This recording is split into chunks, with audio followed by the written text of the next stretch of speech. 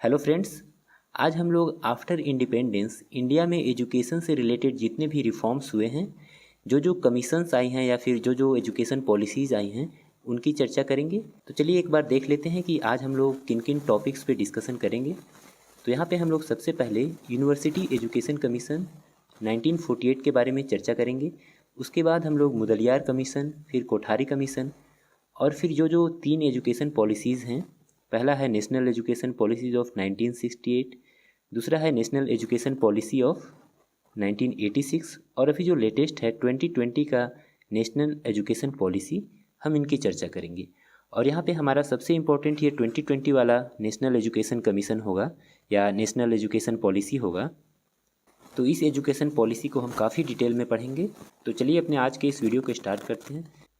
तो देखिए 1947 में हमारा देश आज़ाद हुआ और उसके बाद 1948 में भारत का जो केंद्रीय सलाहकार बोर्ड है, यानी जो सेंट्रल एडवाइजरी बोर्ड है, इसने दो आयोग स्थापित करने का निर्णय लिया। एक था विश्वविद्यालय शिक्षा, यानी जो यूनिवर्सिटी लेवल पे जो एजुकेशन होता है उसके लिए, और दूसरा था माध्यमिक शिक्षा के लिए, यानी जो प्राइमरी के बाद क्लास 6, 7, 8, 9, 10 ये जो होते हैं, इनके लिए एक अलग बोर्ड स्थापित करने का निर्णय लिया गया। तो जो पहला विश्वविद्यालयी शिक्षा के लिए जो कमीशन लाया गया उसे नाम दिया गया विश्वविद्यालय शिक्षा आयोग या यूनिवर्सिटी एजुकेशन कमीशन, और जो सेकेंडरी एजुकेशन के लिए लाया गया उसका नाम दिया गया मुदलियार आयोग यानी मुदलियार कमीशन। तो यहाँ पे सबसे पहले हम यूनिवर्सिटी एजुकेशन कमीशन 1948 की चर्चा करेंगे। यह शिक्षा आयोग स्वतंत्र भारत में डॉक्टर सर्वपल्ली राधाकृष्णन की अध्यक्षता में नियुक्त होने वाला पहला और सबसे महत्वपूर्ण आयोग था। तो इसके जो चेयरपर्सन थे या चेयरमैन थे वो डॉक्टर सर्वपल्ली राधाकृष्णन जी थे। इसीलिए इस कमीशन को सर्वपल्ली राधाकृष्णन कमेटी या सर्वपल्ली राधाकृष्णन कमीशन के नाम से भी जाना जाता है। इसने विश्वविद्यालय की शिक्षा की स्थिति पर एक रिपोर्ट दिया और ऐसे सुधारों और विस्तारों का प्रस्ताव दिया जो कि उस समय की शिक्षा के लिए और भविष्य की आवश्यकताओं के लिए जरूरी हो। इसके साथ साथ इस आयोग का लक्ष्य कुछ ऐसे यूनिवर्सिटीज स्थापित करने का भी था जो छात्रों के व्यक्तित्व का समावेशी विकास के लिए ज्ञान और बुद्धिमत्ता प्रदान करें, यानी जो स्टूडेंट्स हैं उनकी पर्सनैलिटी के लिए, उनके इंक्लूसिव डेवलपमेंट के लिए जो नॉलेज और जो विजडम होता है उसे प्रोवाइड करने का लक्ष्य इस आयोग का था। और साथ ही शिक्षा के प्रणाली का पुनर्निर्माण का भी सुझाव दिया गया। और इस समिति की जो महत्वपूर्ण सिफारिशें थी वो कुछ इस तरीके से थी, जैसे पूर्व विश्वविद्यालय शिक्षा, यानी जो यूनिवर्सिटीज़ में एजुकेशन होती है उससे पहले के लिए 12 वर्ष की शिक्षा दी जाए। फिर क्लास 9, 10, 11 और 12 के लिए इंटरमीडिएट कॉलेज की बात की गई थी इसमें। और साथ ही साथ उच्च शिक्षा में जो मीडियम ऑफ इंस्ट्रक्शन था उसे अंग्रेजी रखा गया, English as a medium in higher education. और ये पॉइंट काफ़ी एग्जाम्स में MCQ के रूप में पूछा गया है कि जो यूनिवर्सिटी एजुकेशन कमीशन था उसमें हायर एजुकेशन में या फिर उसमें एजुकेशन का जो मीडियम था वो क्या रखा गया था।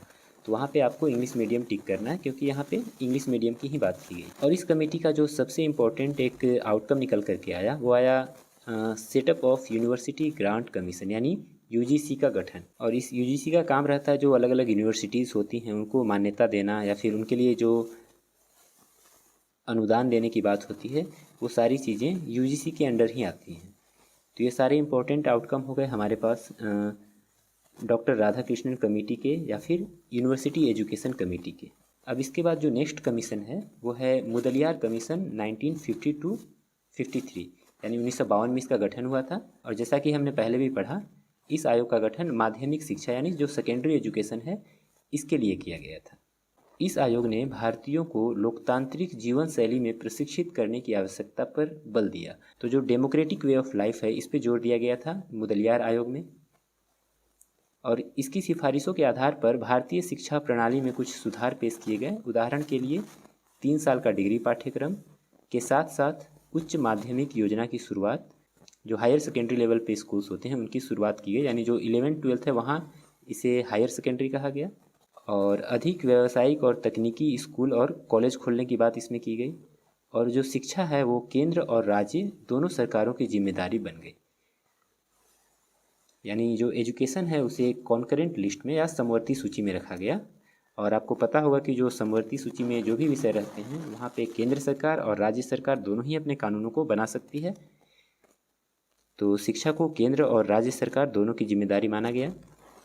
अब देखिए जो तीसरा कमीशन आया वो था कोठारी कमीशन, और ये सबसे ज़्यादा इम्पोर्टेंट है आपके लिए इन तीनों कमीशंस में, क्योंकि पहले के जो दो कमीशन थे वो कुछ अर्थों में लिमिटेड थे। जैसे पहला सिर्फ यूनिवर्सिटीज़ एजुकेशन की बात करता था, दूसरा सिर्फ सेकेंडरी एजुकेशन की बात करता था। लेकिन जो कोठारी कमीशन था इसने शिक्षा के हर पहलू को एक साथ चर्चा में लाया, उस पर डिस्कशन किया। तो देखिए मुदलियार आयोग के बाद कोठारी आयोग आया। यह शिक्षा आयोग DS कोठारी की अध्यक्षता में नियुक्त किया गया था। यह आयोग व्यापक है और सबसे उल्लेखनीय आयोगों में से एक है, क्योंकि इसने शिक्षा के किसी भी पहलू को अछूता नहीं छोड़ा है, चाहे वो प्राइमरी लेवल हो, सेकेंडरी लेवल हो या हायर लेवल हो, सारे एस्पेक्ट्स को इस आयोग ने टच किया था। इसलिए इसे एक कॉम्प्रिहेंसिव प्लान कहा गया। और इस आयोग का उद्देश्य राष्ट्रीय उत्पादकता, सामाजिक और सांस्कृतिक विकास में वृद्धि, रोजगार योग्य युवाओं के कौशल में सुधार और साथ ही साथ देश की शिक्षा प्रणाली का आधुनिकीकरण करना था। इसने स्कूली शिक्षा प्रणाली के पैटर्न को, यानी जो 10+2+3 का पैटर्न था, इसका पुनर्गठन के साथ साथ 3 भाषा फॉर्मूला पर भी ध्यान केंद्रित किया। तो ये जो 10+2+3 वाला सिस्टम है इसकी बात भी की गई थी कोठारी आयोग में, और जो त्रिभाषा सूत्र की पहली बार जो चर्चा की गई थी वो भी कोठारी आयोग में ही की गई थी। और आप आगे चलकर देखोगे कि जो नेक्स्ट 1968 का जो एजुकेशन पॉलिसी आया, नेशनल एजुकेशन पॉलिसी, उसमें इन दोनों बातों को जोड़ा गया पहली बार, 10+2 वाला सिस्टम और ये जो 3 भाषा फॉर्मूला या त्रिभाषा सूत्र हम जिसे कहते हैं, उसे पहली बार 1968 में जोड़ा गया था। नेक्स्ट लिखा गया है कि इसे शिक्षा के सभी पहलुओं और क्षेत्रों से निपटने और राष्ट्रीय शिक्षा प्रणाली के विकास पर सरकार को सलाह देने का काम सौंपा गया।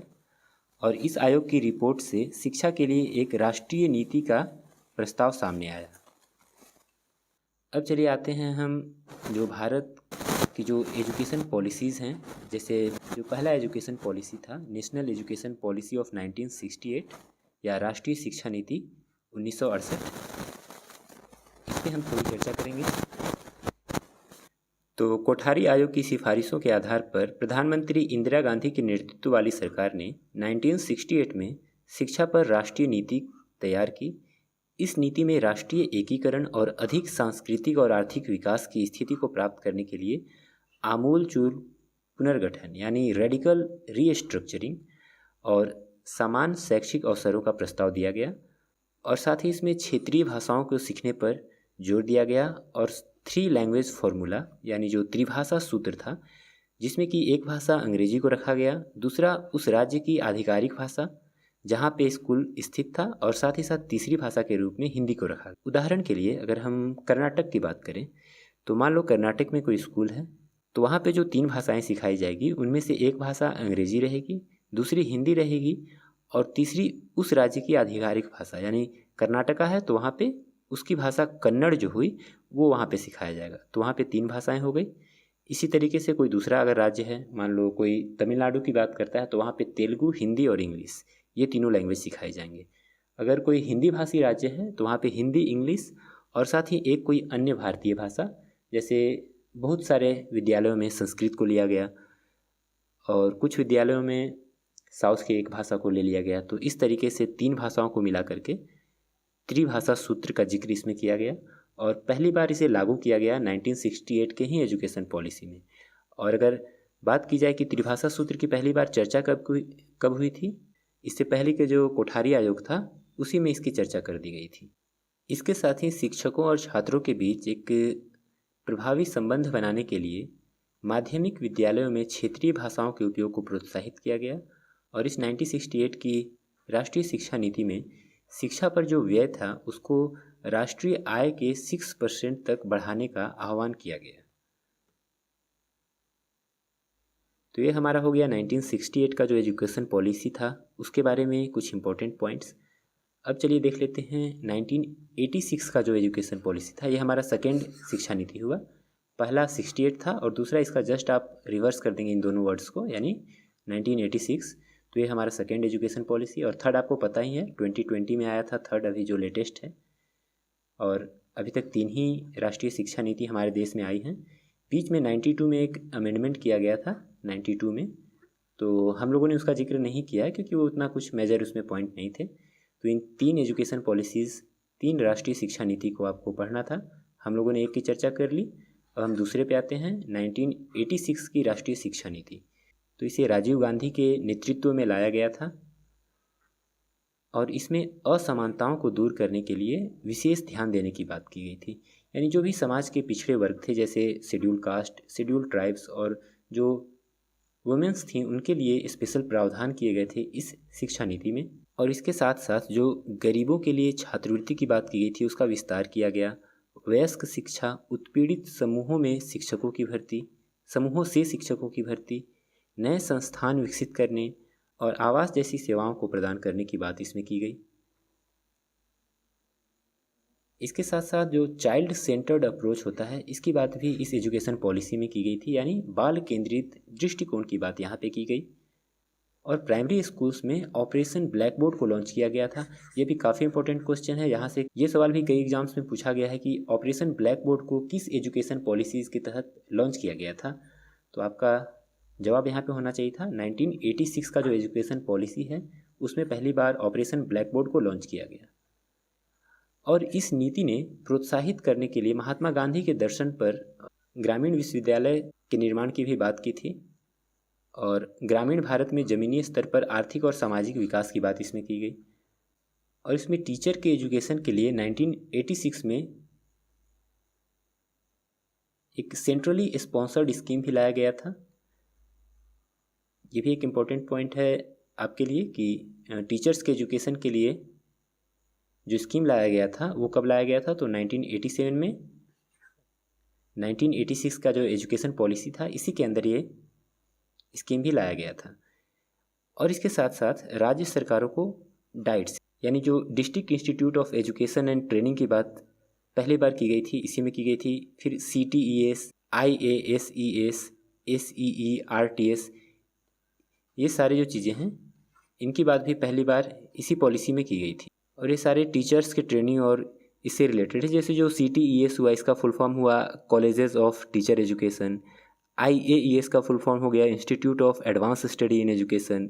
फिर SCERT जो है इसका मतलब हुआ strengthening of state council of education research and training. तो ये सारे फुल फॉर्म्स ही आप याद रख सकते हैं, इन चारों वर्ड्स के, इन चारों जो शॉर्ट फॉर्म्स हैं इनके फुल फॉर्म आप याद रख सकते हैं।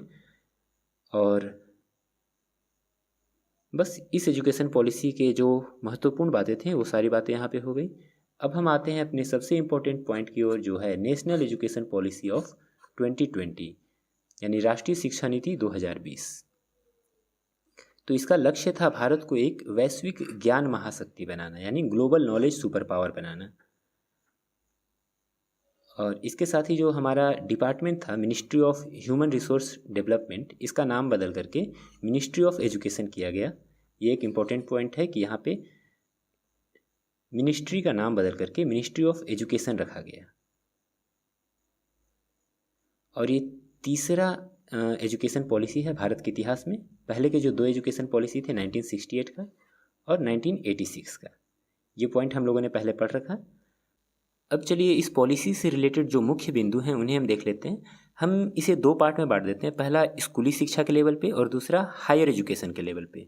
तो जो स्कूली शिक्षा के लेवल पे परिवर्तन या जो चेंजेस किए गए उन्हें हम सबसे पहले देखेंगे। तो 2030 तक स्कूली शिक्षा में 100% सकल नामांकन अनुपात, यानी जो ग्रॉस इनरोलमेंट रेशियो है उसे 100% ले जाने का लक्ष्य रखा गया 2030 तक। और इसके साथ साथ प्री स्कूल से माध्यमिक स्तर तक शिक्षा का सार्वभौमिकरण, यानी यूनिवर्सलाइजेशन किया जाएगा एजुकेशन का, प्री स्कूल से लेकर के सेकेंडरी लेवल तक।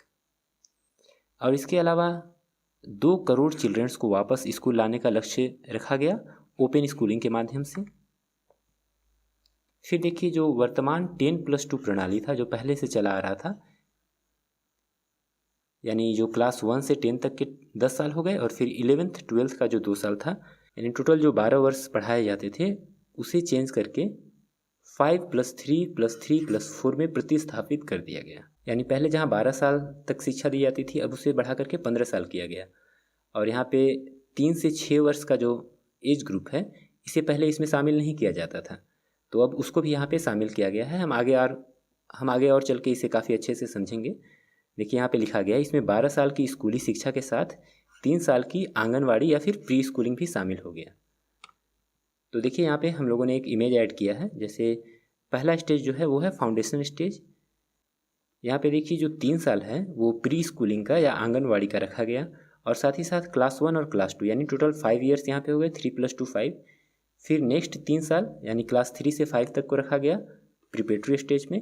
तीसरा मिडिल स्टेज, यहाँ पे क्लास 6 से 8 तक को रखा गया, यहाँ भी 3 साल हो गया। फिर लास्ट में सेकेंडरी स्टेज रखा गया, यहाँ पे क्लास 9 से 12 तक। यानी आप देख सकते हैं यहाँ पे 5 + 3 + 3 + 4, ये हमारा नया मॉडल हो गया एजुकेशन का। और पहले क्या था 10 और यहाँ पे 2, यानी 10 + 2 मॉडल था पहले। अब इसे रिप्लेस करके 5 + 3 + 3 + 4 मॉडल को ले आया गया। तो यहाँ से ये पॉइंट आपके लिए क्लियर हो जाता है। अब चलिए इन्हीं सारी चीज़ों को यहाँ लैंग्वेज में लिखा गया है कि पहला फाउंडेशनल स्टेज था, दूसरा प्रारंभिक चरण यानी प्रिपरेटरी स्टेज, फिर मध्य चरण, फिर माध्यमिक चरण यानी सेकेंडरी स्टेज। तो इन चीज़ों को रिपीट करने से कोई फ़ायदा नहीं है, आप पीडीएफ के थ्रू इन सारे पॉइंट्स को फिर से पढ़ लेना। अब देखिए यहाँ पे नेक्स्ट पॉइंट ऐड किया गया कि अब क्लास 10 और क्लास 12 की बोर्ड परीक्षाओं को आसान बनाया जाएगा, और इसमें जो याद करने वाले यानी जो फैक्ट्स हैं जिन्हें मेमोराइज़ किया जाता है उनकी बजाय मुख्य दक्षताओं का परीक्षण किया जाएगा, और साल में 2 बार परीक्षा देने की अनुमति दी जाएगी। हाल ही में आपने देखा होगा, ये न्यूज़ आया था कि अब 12th क्लास की जो बोर्ड परीक्षा होंगी वो साल में 2 बार होंगी। तो ये कुछ चेंजेस की गई क्लास 10th और 12th से रिलेटेड। इसके अलावा एक नए मान्यता ढांचे और सार्वजनिक और निजी स्कूलों को विनियमित करने के लिए एक स्वतंत्र प्राधिकरण के निर्माण की बात की गई। यहाँ पे हिंदी में थोड़ा सा गलत ट्रांसलेट हो गया है, आप यहाँ से देख सकते हैं, school governance is set to change with a new accreditation framework and an independent authority to regulate both public and private schools. यानी पब्लिक स्कूल हो या प्राइवेट स्कूल हो, दोनों को रेगुलेट करने के लिए एक फ्रेमवर्क तैयार करने की बात यहाँ पे की गई। इसके बाद बुनियादी साक्षरता और संख्यात्मकता यानी जो फाउंडेशन लिटरेसी और न्यूमेरेसी है, इस पे जोर देने की बात की गई थी न्यू एजुकेशन पॉलिसी में। साथ ही स्कूलों में शैक्षणिक धाराओं, पाठ्येतर व्यावसायिक धाराओं के बीच कोई कठोर अलगाव नहीं, यानी अलग अलग करके इन चीज़ों को पढ़ाई जाने की, यानी इनमें एक रिजिड सेपरेशन ना करने की बात की गई। साथ ही वोकेशनल एजुकेशन को स्टार्ट करने की बात की गई थी क्लास 6 से ही। तो जो व्यावसायिक शिक्षा है उसके लिए क्लास 6 से इंटर्नशिप की बात की गई यहाँ पे। साथ ही क्लास 5 तक मातृभाषा या क्षेत्रीय भाषा में पढ़ाई की बात की गई, और किसी भी छात्र पर कोई भी भाषा थोपी नहीं जाएगी। तो प्राइमरी लेवल पे जो बच्चों की मातृभाषा है उसी भाषा में पढ़ाई जाने की बात इस न्यू एजुकेशन पॉलिसी में की गई। और असेसमेंट रिफॉर्म्स की भी बात की गई थी कि जो असेसमेंट का तरीका है उसे एक होलिस्टिक बनाया जाना चाहिए। और फिर इसके बाद देखिए टीचर्स के एजुकेशन के लिए एक new and comprehensive national curriculum framework लाया जाएगा।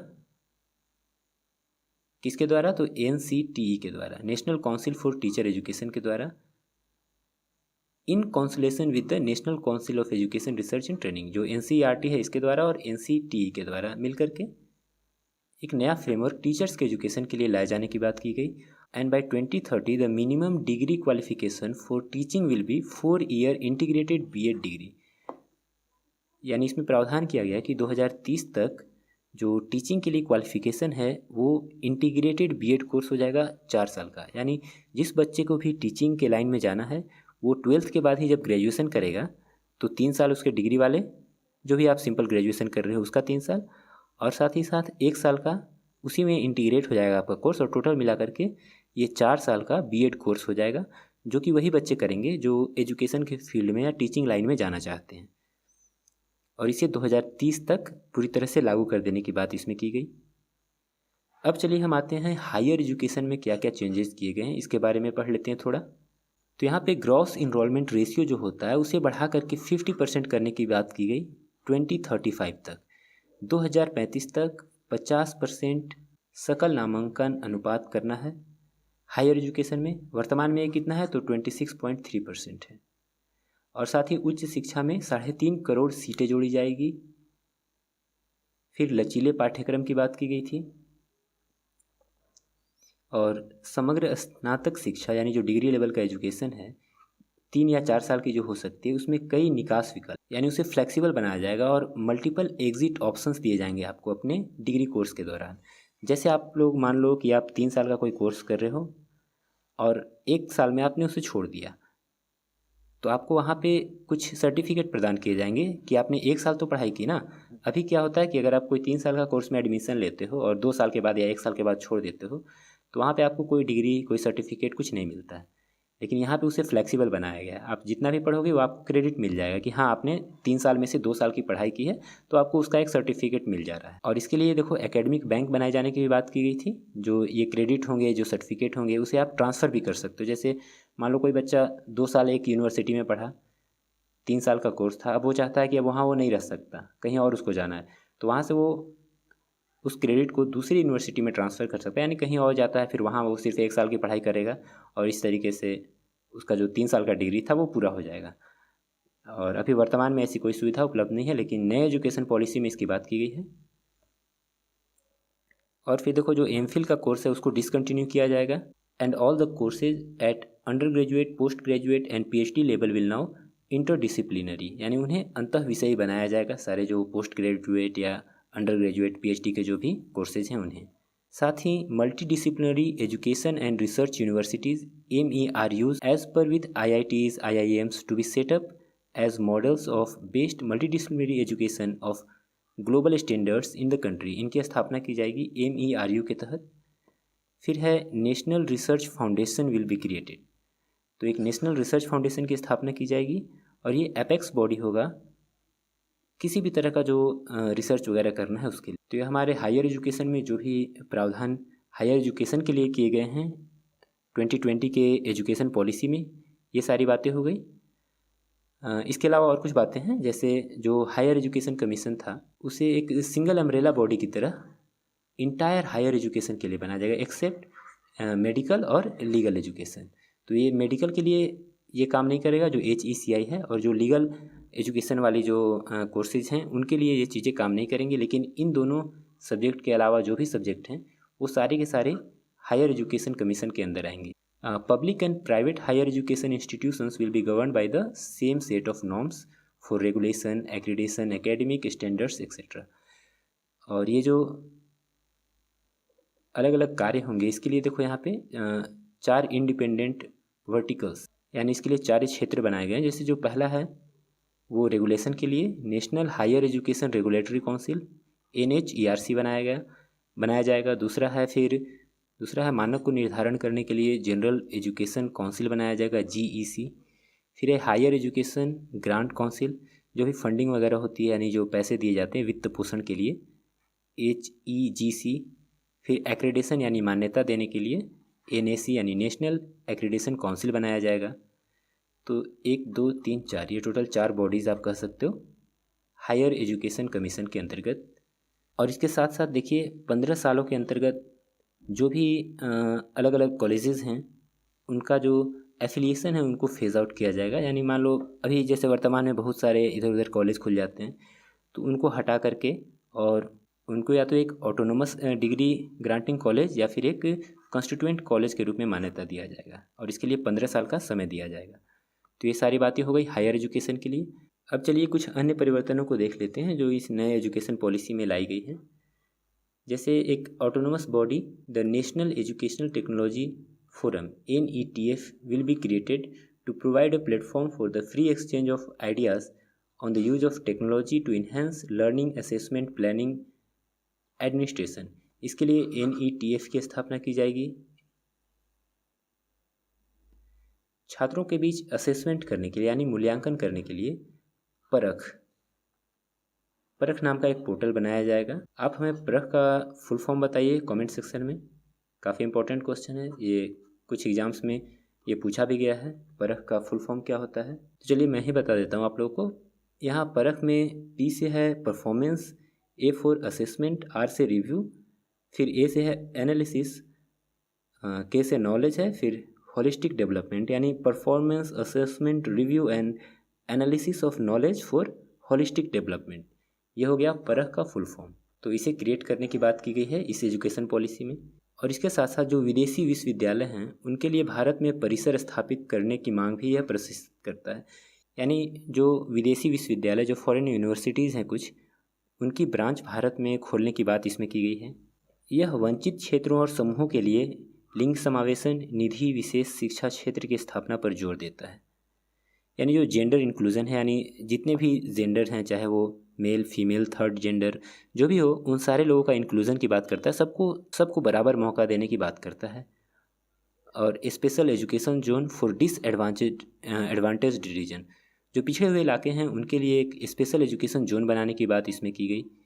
National institute for Pali, Persian and Prakrit, ये जो अलग अलग भाषाएं हैं, पाली भाषा, पर्शियन भाषा, प्राकृत भाषा, इनके लिए Indian institute of translation and interpretation setup करने की बात इसमें की गई। It also aim to increase the public investment in the education sector to reach 6% of GDP at the earliest, यानी जितना जल्दी हो सके टोटल GDP का 6% खर्च करना है हमें एजुकेशन के क्षेत्र में, इसका लक्ष्य बनाया गया। अगर वर्तमान समय की बात की जाए तो भारत अपनी कुल GDP का मात्र 3% ही शिक्षा पर खर्च करता है, तो इसे बढ़ा करके हमें 6% तक ले जाना है। तो ये सारी बातें हो गई न्यू एजुकेशन पॉलिसी या नेशनल एजुकेशन पॉलिसी 2020 के बारे में। और देखो कुछ कुछ पॉइंट्स अभी बच गए हैं जो एजुकेशन से रिलेटेड रिफॉर्म्स के अंदर ही आते हैं, जैसे जो मिड डे मील वाला प्रोग्राम है, मध्याह्न भोजन, आप इसे भी एजुकेशन रिफॉर्म में डाल सकते हो। सर्व शिक्षा अभियान, ये भी इम्पोर्टेंट टॉपिक है। और भी कुछ कुछ 1-2 पॉइंट बचे हुए हैं, तो इन सारे को हम नेक्स्ट क्लास में करेंगे, क्योंकि ये हमारा वीडियो काफ़ी लंबा होता जा रहा है। फ़िलहाल हम अपने वीडियो को यहीं पे समाप्त करते हैं। और यहाँ पे एक बार देख लेते हैं कि हम लोगों ने किन किन पॉइंट को डिस्कस किया। जैसे हम लोगों ने 1948 का जो यूनिवर्सिटी एजुकेशन कमीशन था, फिर जो मुदलियार कमीशन था, पहला यूनिवर्सिटी के लिए, दूसरा सेकेंडरी एजुकेशन के लिए, फिर तीसरा जो था कोठारी कमीशन। इन तीनों में सबसे इम्पोर्टेंट ये था हमारा कोठारी कमीशन, काफ़ी कॉम्प्रिहेंसिव था। इसमें पूरे शिक्षा के हर एक पहलू को टच किया गया और इसी के आधार पर फिर नया एजुकेशन पॉलिसी आया जो रिकमेंडेशन कोठारी कमीशन ने दी थी। इनका काफ़ी प्रभाव था जो नया नेशनल एजुकेशन पॉलिसी आया था 68 में इस पर। तो पहला एजुकेशन पॉलिसी 68 का, दूसरा एजुकेशन पॉलिसी 86 का, फिर हम लोगों ने नेशनल एजुकेशन पॉलिसी। तो दोस्तों उम्मीद करता हूँ आपको ये वीडियो हमारा अच्छा लगा होगा और आपको कुछ नया सीखने को मिला होगा। अगर आपको हमारा ये प्रयास अच्छा लगा तो आप हमारे चैनल को सब्सक्राइब कर सकते हैं और जो भी आपके दोस्त हैं उनके साथ आप इस वीडियो को शेयर कर सकते हैं ताकि अधिक से अधिक लोग हमारे साथ जुड़ सकें। तो फिलहाल अपने वीडियो को यहीं समाप्त करते हैं। आप लोगों से अगले वीडियो में कुछ नए टॉपिक्स के साथ फिर से मुलाकात होगी। धन्यवाद।